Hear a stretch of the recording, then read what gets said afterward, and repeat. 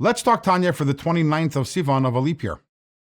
In yesterday's Tanya, we discussed how the origins of the energy for the creation of the world is in God's breath, but it had to be contracted because God's breath is infinite, contracted into the 10 utterances. But even the 10 utterances, the energy in there is way too strong and too potent for the average creation.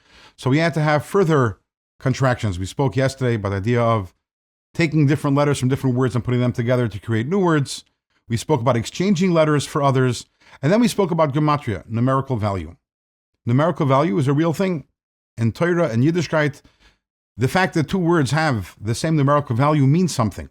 But at the same time, just to give you an idea, it means that the energy in one word is the same as the energy in another word, but in a very minimal way.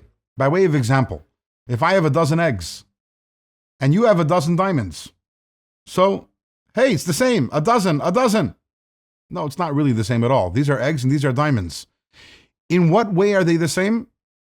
In a very, very minimal way. And the fact that this is 12 and this is 12.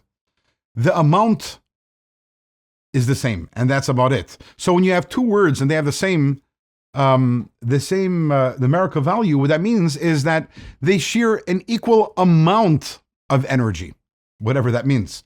But we understand that's a huge dilution of the original energy as it appears in the 10 utterances. Nevertheless, even a lowly object which is created through Gematriya, for example, a stone which is inanimate, that has so little life in it because it is created through the contraction and the dilution of the original energy, at the same time, that energy that's within it is divine. And because it is divine, that energy actually has the capacity to create an unlimited amount of stones.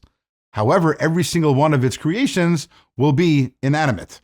But at the same time, it's God's energy, and therefore it also has that infinite potential to it. To recap where we are, we finished now the 7th chapter of Sharichut Vamuna.